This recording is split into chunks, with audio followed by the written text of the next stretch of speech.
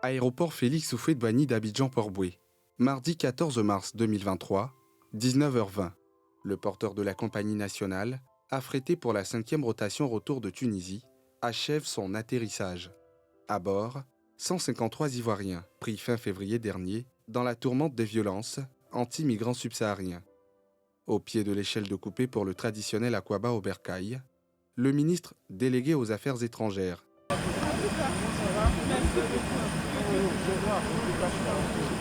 À ses côtés, le dispositif de la Direction générale de la diaspora, en première ligne, pour le retour de tous les Ivoiriens en situation de détresse. Bienvenue chez vous.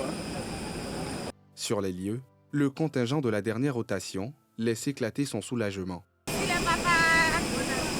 beaucoup. Toujours 225. Abidjan puissance 6. Cap maintenant sur le site de profilage du migrant de retour. Le ministre délégué fait le circuit qui comprend les box tenus par les services du ministère de tutelle, de la sécurité et de l'état civil. Restons ensemble, travaillons ensemble pour notre pays.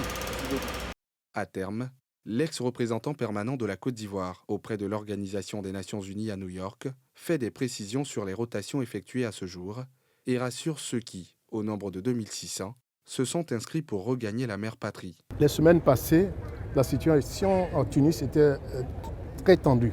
Et avec la décrispation que nous constatons aujourd'hui, certains qui étaient cachés à l'intérieur du pays, dans les villes du pays, ont pu peut-être progresser vers Tunis et ont cherché à retrouver leur ambassade à l'effet d'obtenir des autorités de l'ambassade qu'ils soient rapatriés sur la Côte d'Ivoire à l'instar de leurs frères qui ont pu déjà faire le déplacement vers leur pays. Il semble qu'il y ait encore entre 2000 et 2600 qui se sont signalés auprès de l'ambassade et certainement qu'il va falloir penser à les faire revenir aussi.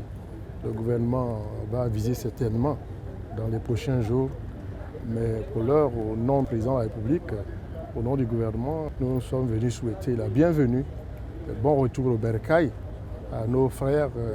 Et nous espérons qu'ils prendront toute leur place dans le processus de développement qui a été engagé sous la sage direction du président de la République, son Excellence Alassane Ouattara. À la clôture des opérations de profilage, les passagers du dernier vol retour ont été conduits à l'INJS de Marcouri pour un séjour de 3 jours.